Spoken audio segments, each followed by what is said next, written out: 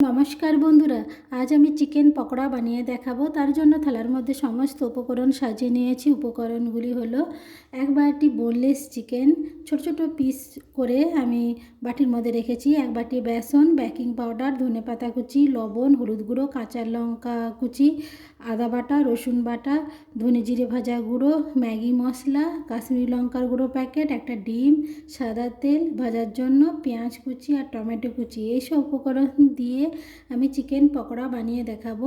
বন্ধুরা, ভিডিওটি ভালো লাগলে লাইক কমেন্ট শেয়ার করবেন। নতুন কোনো বন্ধু যদি আমার ভিডিও দেখে থাকেন তাহলে আমার চ্যানেলটাকে সাবস্ক্রাইব করবেন।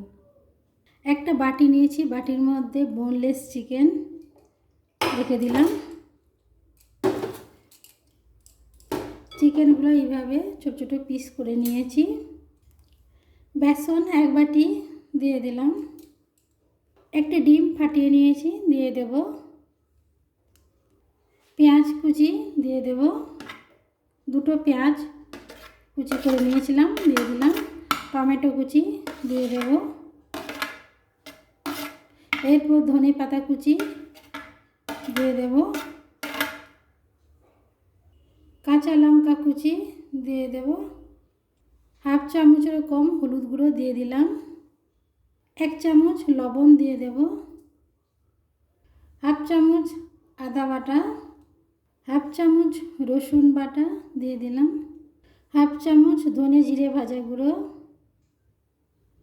হাফ চামচেরও কম বেকিং পাউডার দিয়ে দিলাম।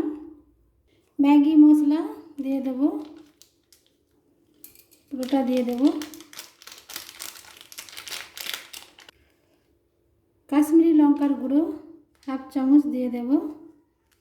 এরপর সব উপকরণ হাত দিয়ে খুব ভালো করে মেখে নেব। শুকনো শুকনোভাবে মেখে নেব, আর জল দেব না। এইভাবে শুকনো শুকনোভাবে মেখে নিয়েছি। এরপর গ্যাসে কড়া বসিয়ে চিকেন পকোড়া ভেজে নেব। গ্যাসে কড়া বসিয়ে দিয়েছি, কড়া গরম হয়ে গেছে, সাদা তেল দিয়ে দেব। এরপর চিকেন পকোড়া ভেজে নেব। এরপর তেল গরম হয়ে গেছে, মিডিয়াম আঁচে আমি চিকেন পকোড়া ভেজে নেব।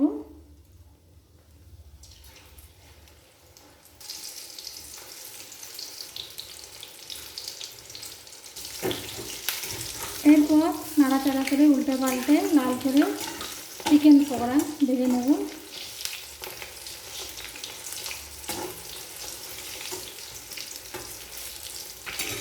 পকোড়াগুলো লাল করে ভাজা হয়ে গেছে।